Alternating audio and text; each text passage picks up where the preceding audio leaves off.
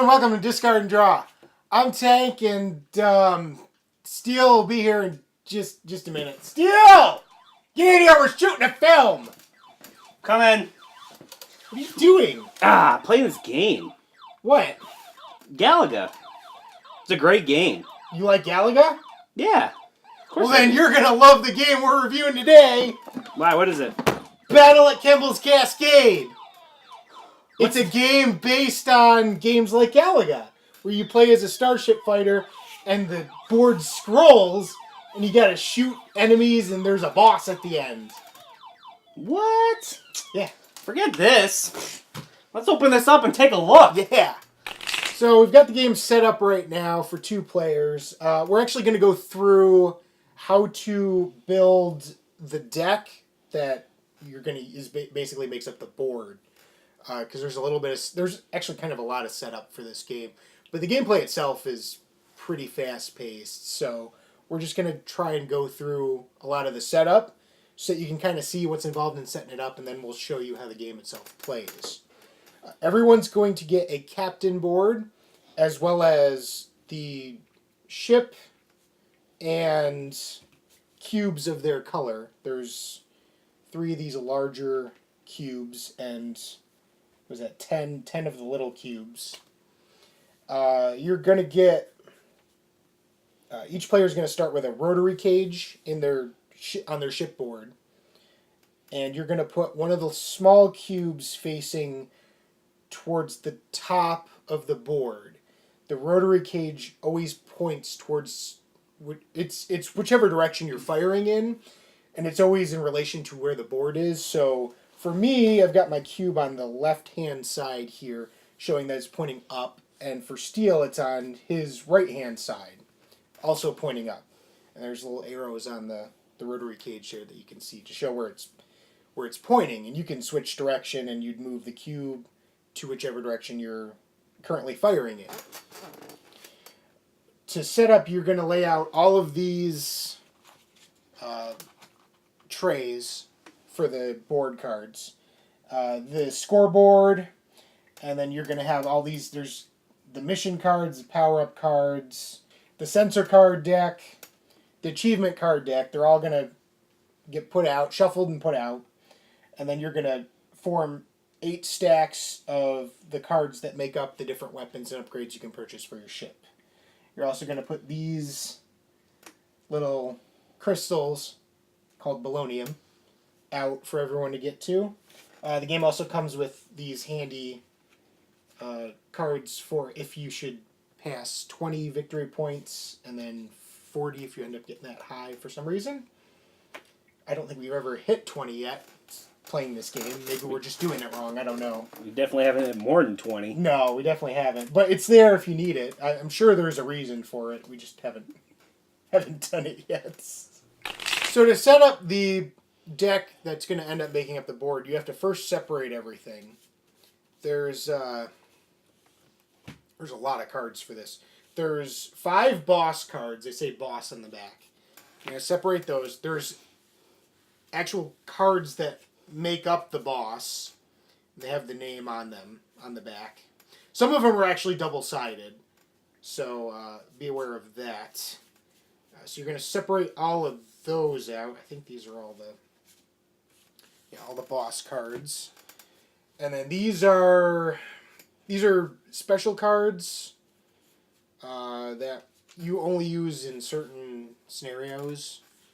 For just a basic game, you're going to use these cards, and they're all labeled. They have a little number and letter at the top right corner of the card, and so basically you're going to separate these into piles with the same number and letter on them.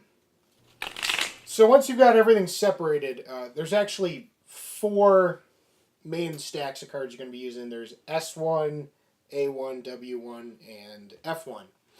And you're actually going to shuffle each of these individually and take a number of cards based on the number of players. So for a 2 or 3 player game, we would take 12 of these S1 cards randomly. 5, 6, 7, 8, 9, 10, 11, 12. Put the rest in the box. And then for the A ones, you take 9. Those go underneath the S ones. The W's are 12 again. You're going to take another 12 of these.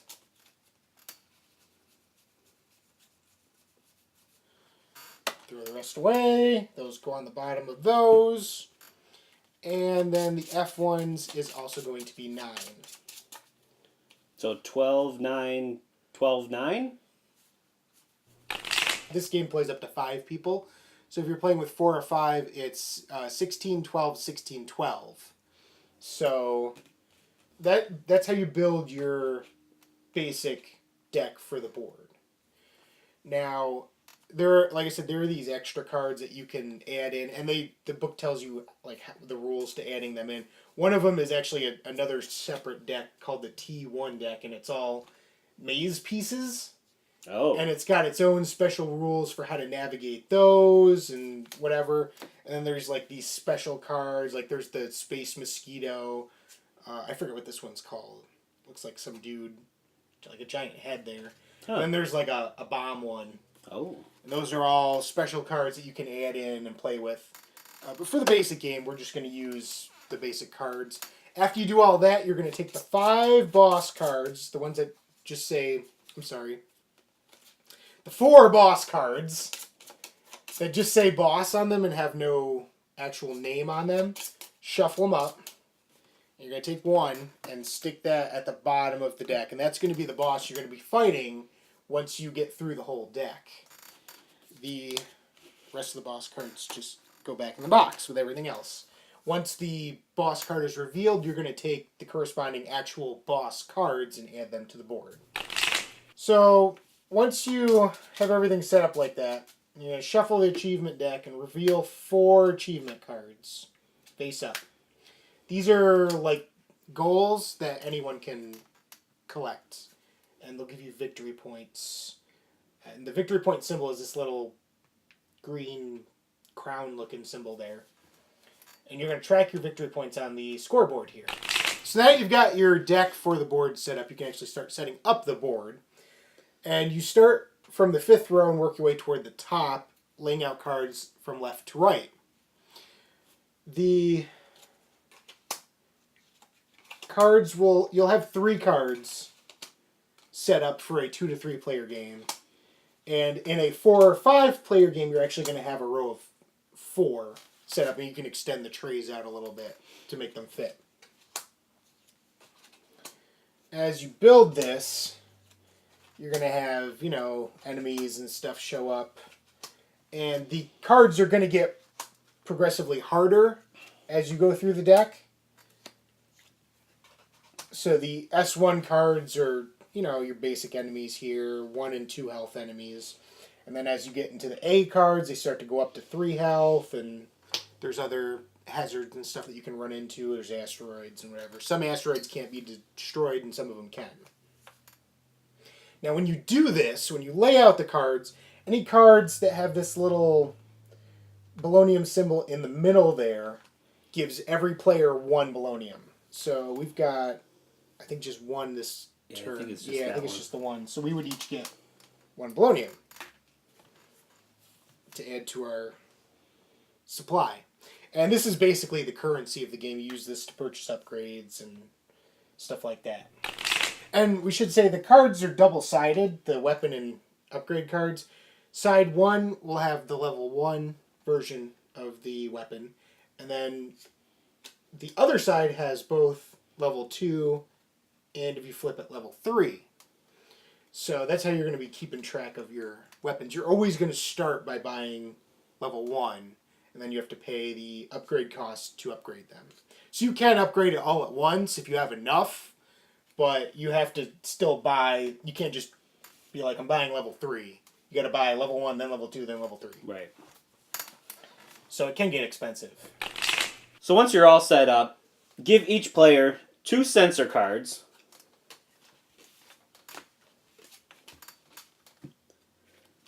1 power-up card.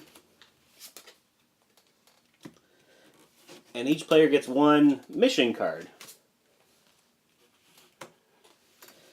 Now, the sensor cards are cards that look like this, and on each turn before the beginning of the round, each player will pick a card to play, and then play them all at once, and whoever has the highest number will go first. The power-up cards are cards that give you power-ups that you can use on your turn. Like, for instance, mine says gain 2 extra moves. Yeah, they do different things, and some of them are like permanent bonuses, and some of them are one-time effects. You can collect them by moving over the power-up symbol on the map and, running into it, as it were, and collecting it. Or you can also spend 2 polonium to buy one, which it's got 2 polonium on the back of the power-up card there. And then each player will place their mission card on the side of their board where it says mission. And that is each individual player's mission for the game. Yep.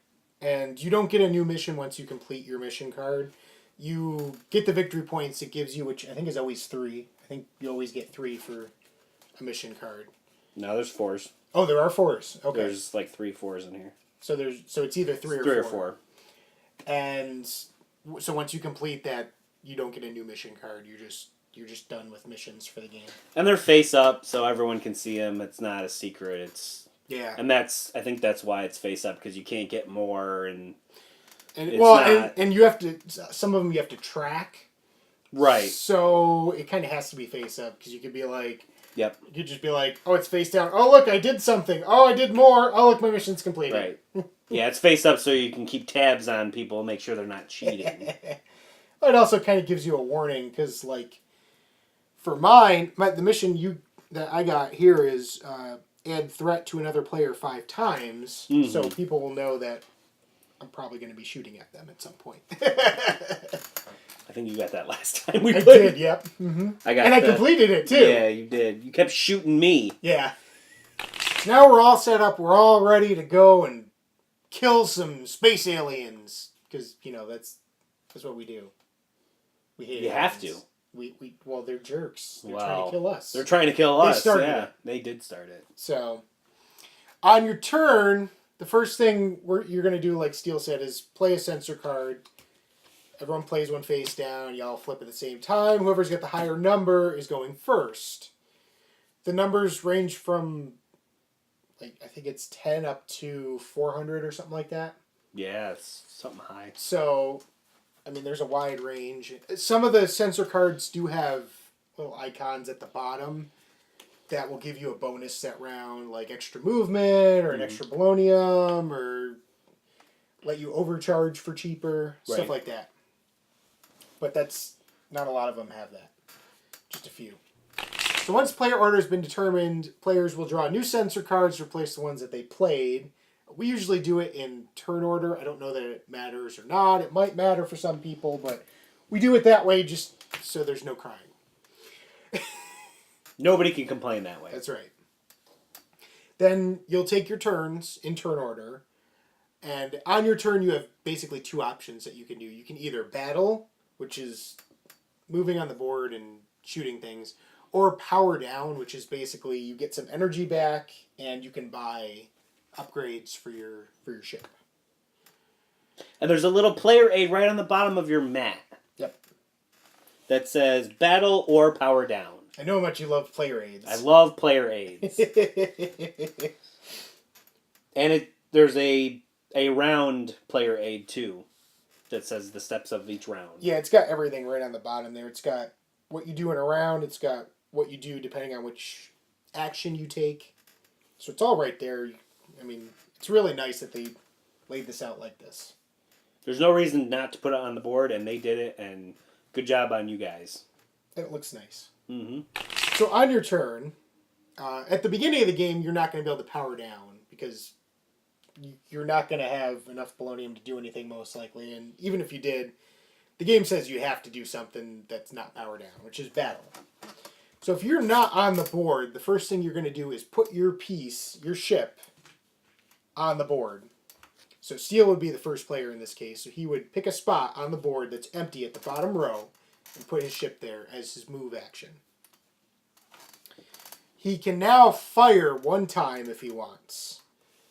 The ship comes with a base weapon, which is the gun turret, and does 1 damage when you shoot. On your turn, if you battle, you can overcharge, which is basically spending energy to do an additional action, or 2 actions actually. The first overcharge costs you 1 energy. The second one costs you an additional 2. So now that Steel's on the board, he can fire if he wants to. And each shot is going to do 1 damage to whatever he's shooting at. Right now he's shooting towards the top of the board. He can change the direction he would be shooting in by spending an energy. And it would let him move his gun turret to face whatever direction he wants. It doesn't like have to go in clockwise or counterclockwise or anything. You just move it to whatever you want. When you shoot, damage does not carry over to the next turn. So unless you destroy something on your turn, it's going to be at full health at the end of your turn again. So if Steel wanted to kill this thing right here, which has 2 health, which is what these little kind of blue and black squares mean, he would need to shoot twice. And your gun turret can shoot as many times as you want, but you only get 1 free shot each turn. If you want to shoot more, you have to use the overcharge. So in order for Steel to destroy this, he would have to shoot and then overcharge by spending an energy and shoot again. That would destroy it. And when you destroy something, you take one of the sensor deck cards and put it over top of the card that you destroyed to show that it's gone, and the backs of these look like space, basically. So you use them to cover up stuff that you destroy. This particular enemy that he destroyed gives him a victory point, so he would mark 1 victory point on the scoreboard. Now, Steel could also spend another 2 energy to move again if he wanted to, or shoot again. Shooting again is not really going to do him any good because this enemy also has 2. So that's not going to really help him.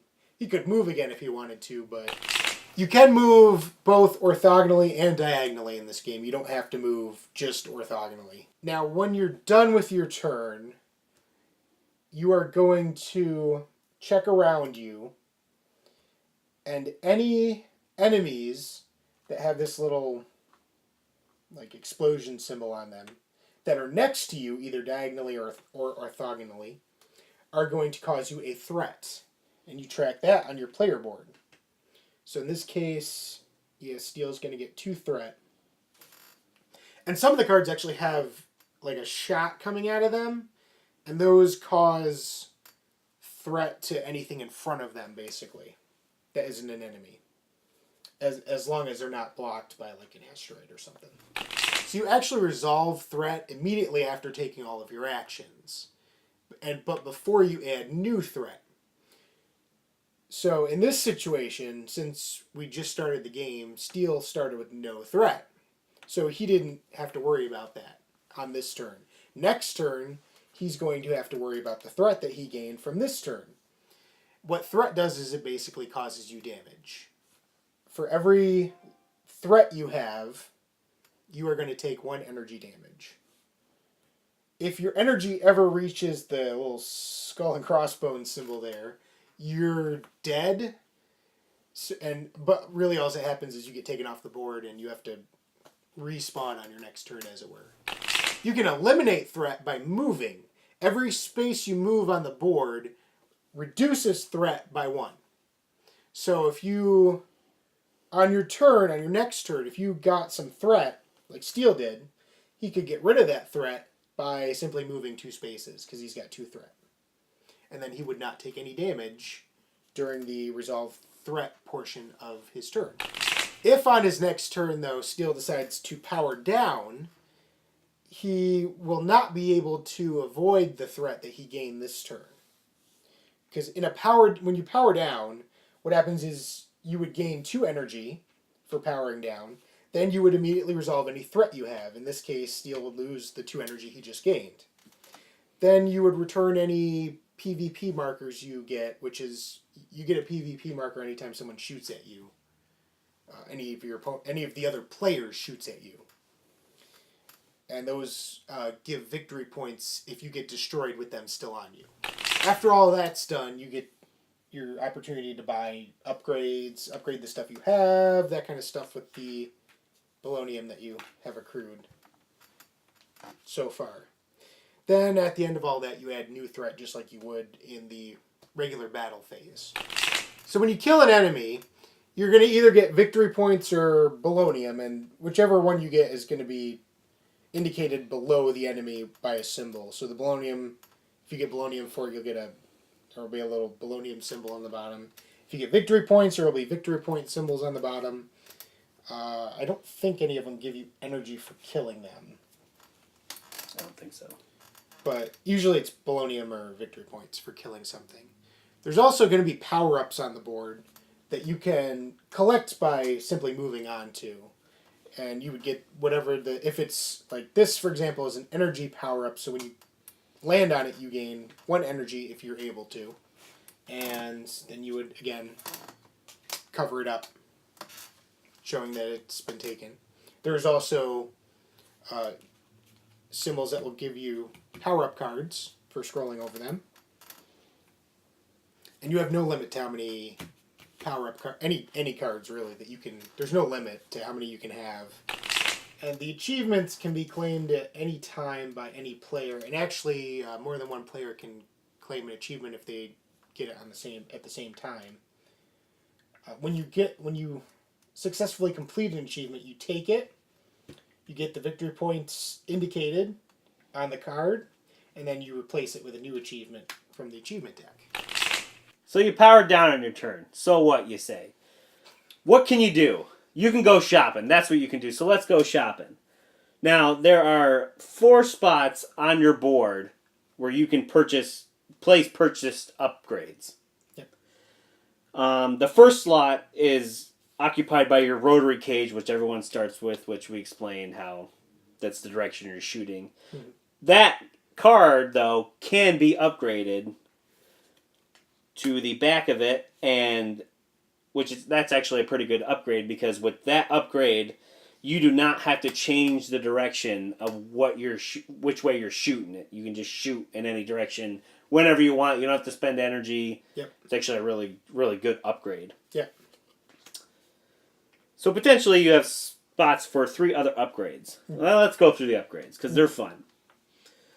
So you have 4 other weapons. You have the missile launcher, the laser cannon, I guess, the gamma cannon, and the flamethrower. And each of them does something a little different. Yep. The missile launcher has the 1, which means you can only shoot it once per turn. And it does 2 damage and also does 1 splash damage to enemies around it. Around whatever you hit. Around whatever you hit. Yep. The laser cannon, you can actually shoot twice, and I believe this is the only one that does that. Yeah.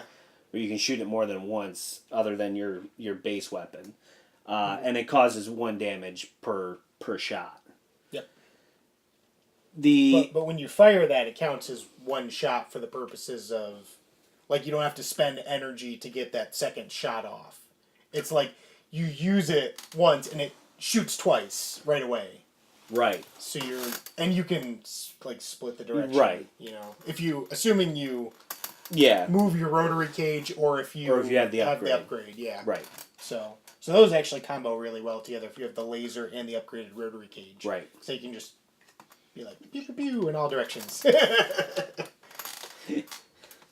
And the gamma cannon you can only shoot it once. It does 1 damage, but it damages the whole row or column in whatever direction you're shooting. Yep.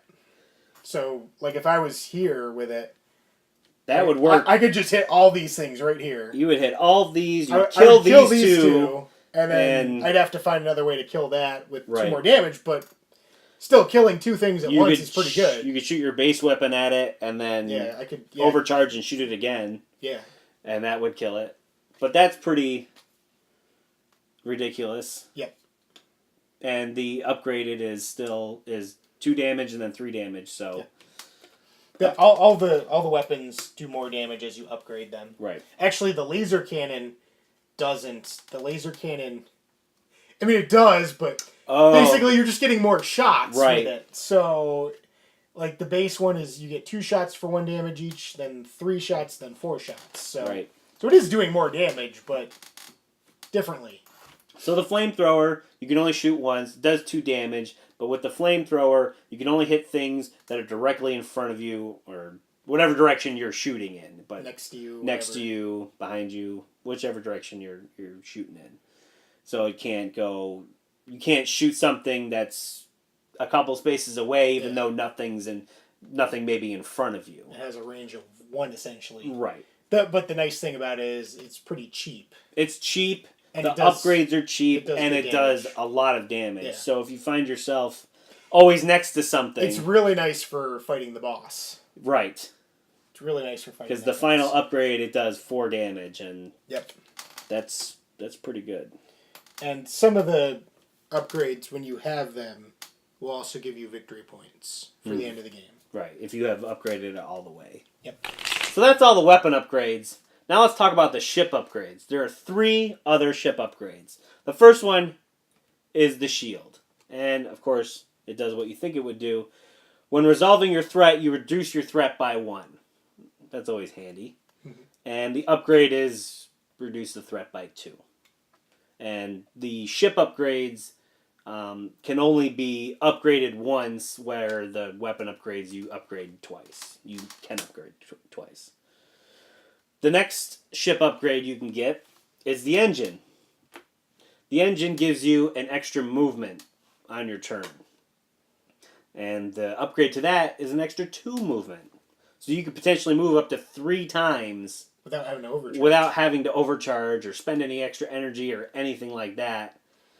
Which also reduces your threat. So if you feel like you're getting a lot of threat, just move around a bunch and you don't even need a shield at that point. That's like the equivalent of you have a high AC because your agility's high. Right. That's what that is. And the last upgrade is the generator. The generator is pretty cool. If you noticed on the board, there's a spot for 6 and 7 energy, and around it there's a white box, and it actually says generator on it.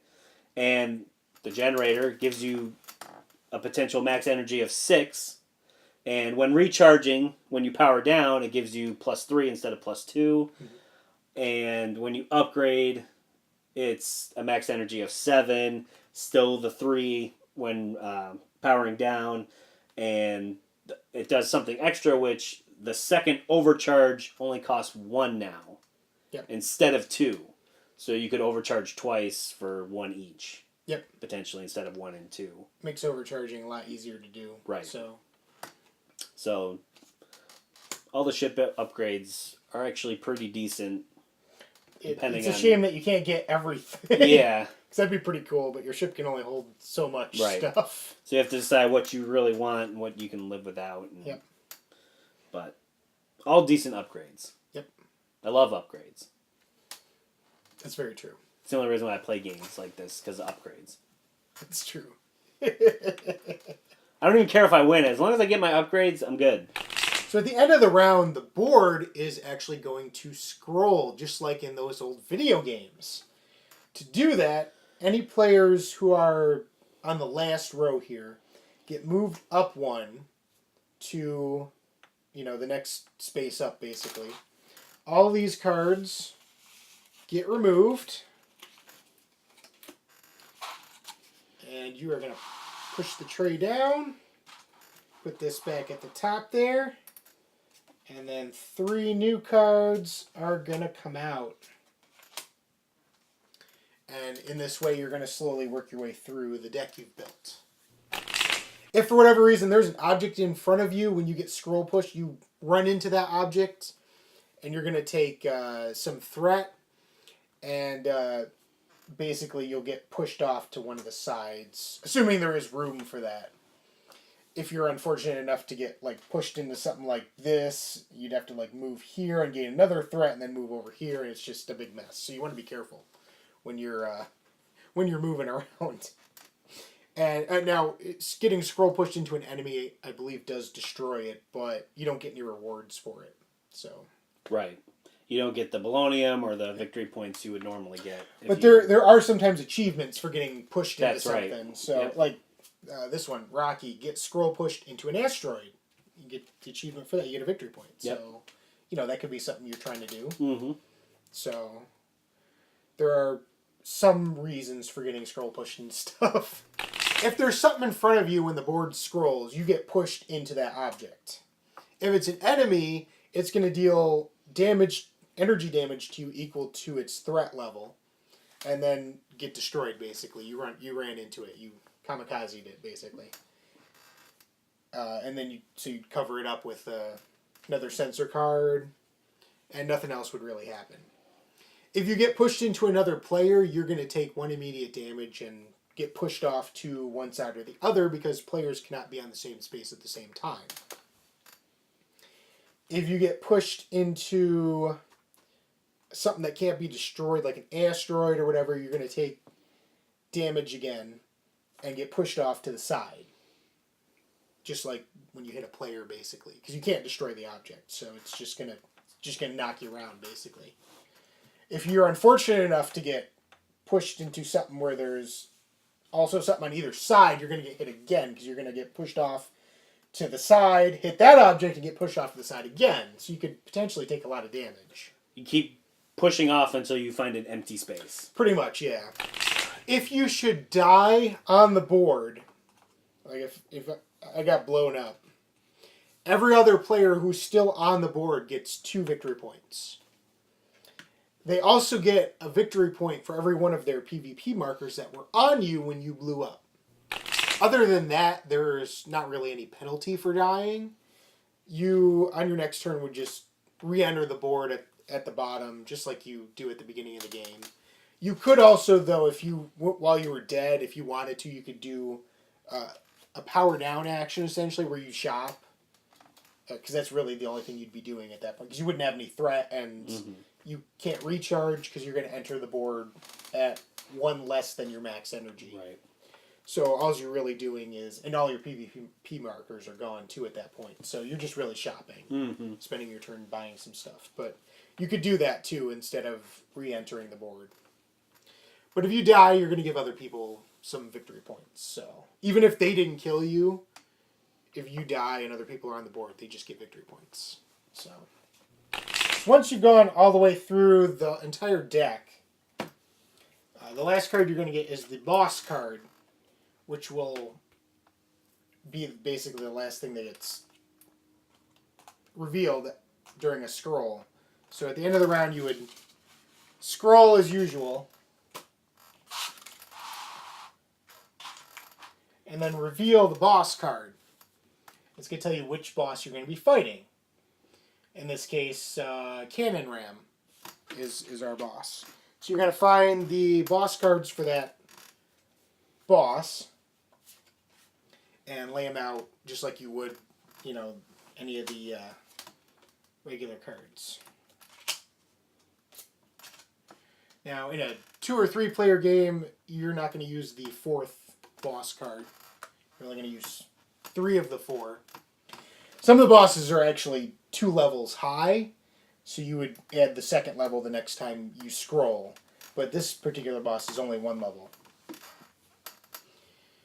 So once the boss appears, that's pretty much going to start the end of the game. The game's going to end essentially when you get scroll pushed off the very last row, basically. You're not going to add any more rows, but you're still going to scroll, so basically you're just removing rows at that point until you go off the board basically. And then at that point, whoever has the most victory points is the winner.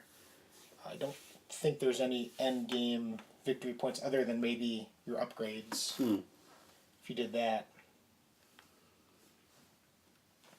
The boss does a lot of damage usually, and actually some of the boss cards have this little flip symbol on it. Basically, when you destroy one of these two sections, you flip the whole card over and he gets harder, basically. So, you put it back down there. And most of the boss pieces are going to be worth victory points when you destroy them. So that's another way to rack up some good victory points here, is to destroy pieces of the boss. Mm-hmm. Some of the pieces are going to do special types of damage. Some of them are actually immune to certain types of damage. Like, for example, this end piece here has this little like biohazard symbol. That means he's immune to the gamma cannon. Gamma cannon can't hurt this at all. This piece here has the little missile. Mm-hmm. That's immune to the missile launcher, including the splash damage Mm. that it might do. So that's something to be thinking about too, is that there might be certain pieces that are immune to your damage. Yep. And once you get scroll pushed out of the game, the last row goes away, total up your victory points. If there's a tie, person with the most energy is the winner. If there's still a tie, the person with the most achievements is the winner. So Steele, what do you think of this game? This game, I have a love-hate with this game. I'm not surprised. It's more like a like-hate. Because I don't love it. It's a good game, and it's pretty cool that they actually made a game like the old school arcade games where it scrolls, and, you know, I think that's pretty neat. It's got it's got some things going for it, but at the same time, there's a lot of things that happen that I hate, but that's just a personal vendetta, I guess. But you don't like any games that involve other people attacking you. well, you keep getting that card where you have to shoot other people, and I'm like over here minding my own business, and I get shot for no reason. You can shoot back. I could, but I'm trying to do other things. So, but I like the game. I like the upgrades. I love upgrading stuff, so that appeals to me. Yep. And it's a lot of setup, and looks like a lot, but once you get going and you know what you're doing, it's pretty quick, because you do your turn, and people go through their turns, and all of a sudden everything scrolls, and so it's, but overall I like the game overall, yeah. But what do you think? Well, I tend to like games with really neat mechanics and stuff, and really unique ideas. And this falls in that category for me, because the way they made it really feel like those old games. Mm-hmm. Like this reminds me of like, was it 1943, 1946? 1942. 42, yep. Yep. Reminds me of that in space, Yeah. Because it has the little enemies, and then there's the big boss at the end that you got to shoot. Yep. And I like that, and Galaga and all that all the other games like that. So I like that, and I like the way they did it. It makes sense the way they did it. I like the trays. The trays are really nice because it makes scrolling the game really easy. Yeah, it keeps all the cards together, so you're not kind of trying to shift everything. Yeah. That would be a pain, and yeah. So this was a really smart idea, doing the trays. This makes a lot of sense, and I really like that. I like when game designers come up with these unique ideas to do stuff like this, and they say, hey, how can we make this happen? Right. And look, trays, this is a good idea. They made it happen. And this is cool. And the board is nice. It's got that retro kind of look. Yeah, it looks like a scoreboard from something like Galaga or whatever. Like you'd see the high score list from a game like that. It looks like that, and I like that. It's got the achievements, which are nice. I like upgrading my ship too. I do like doing that.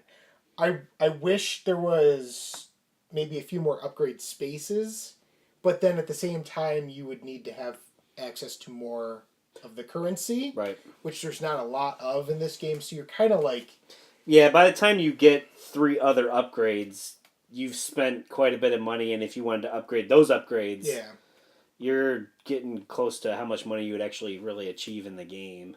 yeah. There's not a lot of the currency to go around. It seems. Yeah. So you're kind of like trying to make the best with what you do end up what getting. you can get, yeah. So, and there, I mean, there's a lot of board games are like that. You're True. trying to get the most out of the few resources you can actually collect. That's pretty standard for a board game. It's pretty standard for any kind of game. Yeah. Really. So it makes sense. I mean, I don't necessarily think that's great because I like buying lots of upgrades and making my ship ridiculously powerful. Right. Going through and being like mowing down enemies and stuff, you know, and because some of the old games like that, you could do that. You could get like as long as you get don't like get a hit. new weapon that was like, you know, spread fire or you know whatever something. Just continuous spread fire. Yeah, just throughout the like whole... rapid fire. You could just hold down the button and it would just all over, and like. Even in Galaga, you could get that if you did it right. You could get the second ship. Yeah, catch you get the shoot twice. And, that was the so ultimate. that was great. So this feels a little bit less like your upgrades don't necessarily feel as strong as that. Hmm. And you're kind of limited in what you can get, but I do like getting them and stuff. Yeah, that's cool. I feel like it's missing more ways to get victory points. Like I feel like there should be more ways to get victory points. Yeah. Whenever we play, we never seem to get up to 20. Now, granted, we're not attacking each other all the time. True. And maybe that's we don't die either. We very rarely. Yeah. I think and part of that could be because we're not attacking each other. Well, that's true. So maybe that's the key to getting a lot of points. Because I think the last time we played, I think you died, and that was like the first time any of us had ever died. I think. Out of all the times we played this, and someone was already dead at that point, so I think you were the only one that actually got any victory points off of that. Yeah, and I had no PvP markers on me, so right. So, like I said, maybe that's a way to get a lot of victory points is to shoot at people a lot, but then it kind of takes away from what the game is supposed to be about, which is right. You know, the whole experience of scrolling through and killing enemies, which is what these games. You know, you didn't play multiplayer in Galaga or like at the same time. Right. Well, right. Yeah. You know, you take turns, back and forth. You know. Yep. So. Yeah, I feel like anything you kill any enemy you kill should at least give you 1 victory point. Yeah, most of them are just giving you the currency, which is fine. You want, and some of them don't, because some give you just victory points, like that guy and stuff like that. And the boss, obviously. Right. But I feel like you should... It feels like there should be more victory points. Especially because you have to kill the enemies all in one shot. So you either have to have a ridiculous upgraded weapon, or you have to overcharge, which and spend a whole bunch of energy. Actions, So you're kind of... There's a lot of... And that's the other thing. There's a lot of risk for not that much reward. If you want to kill a lot of stuff, you got to spend a lot of energy. And to get the energy back, you have to power down. Yeah. And get it back. So you spend... a couple turns powering down to upgrade or to get your energy back, and and that's a turn where you're not doing anything and the board's still moving. Right, the board moves, and so you almost can't take 2 turns. It's rare that you get two turns in a row where you power down, because otherwise you're most likely going to get pushed into something. Yeah, whether it's a player or an enemy. Yeah, and nobody wants that, but. Yeah, so that aside, I do really enjoy the game. It's like I said, it's very thematic. It's fun. It does remind me of those old games. Yeah. I just wish there was other ways to get victory points besides shooting at each other. Right. I mean, when we don't shoot at each other, we don't hit 20. We get like somewhere in this area 8 to 13 point range. I think somebody got 17 once. Maybe. I think. But. Yeah. But that would be the highest. Yeah. Like we've never used these cards. I didn't even know what those were for. True story. That's true in most of the games we play, though. That's true, too. So I play the games. I don't read them. now we haven't played with any of the maze pieces or the extra special special cards. ones, I don't think those would really change it up that much, though. No, probably not. And most, yeah. So I mean, but it's still a fun game. I love the way they did it. Mm-hmm. I love the mechanics. Yep. The game actually does work really well. All the mechanics work really well. It works, yeah. For sure. And I just wish there was... It seems to be almost pushing you to PvP with each other. Like, and I don't like games that do that.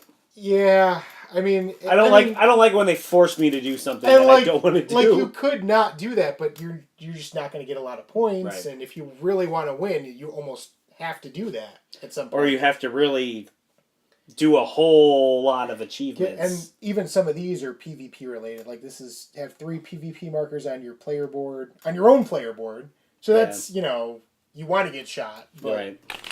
But other than that, I do really enjoy this game. I hope they come out with some neat expansions that make it even better. Right. Maybe something that takes away some of that PvP focus or whatever you want to call it. I mean, obviously they could also throw in some new, because we haven't even used the maze yet. Mm-hmm.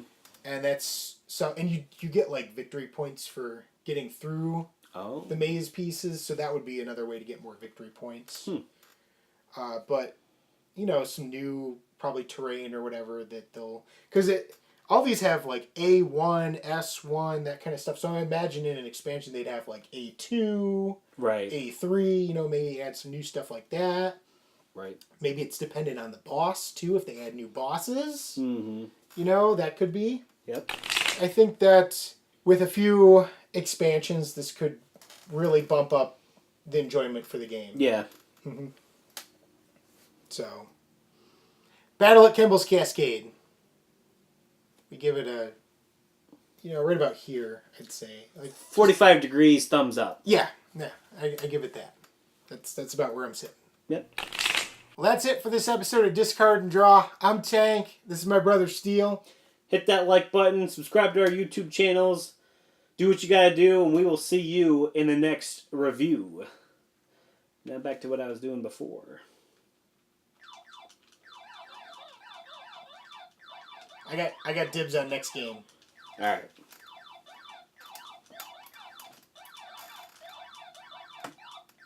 Just killing everything. Everything. I want to play now.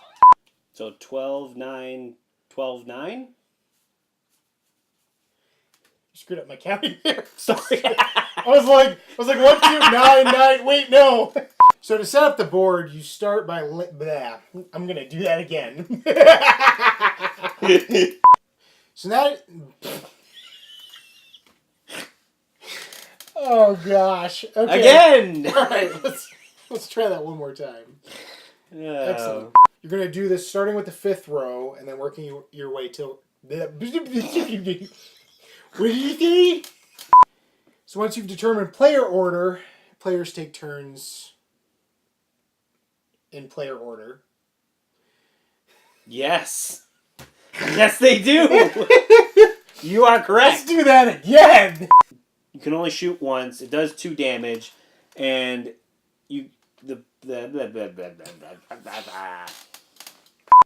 So those are all the weapon upgrades. Now let's talk about some ship upgrades. That ship with a P. Not the other kind that are bad upgrades.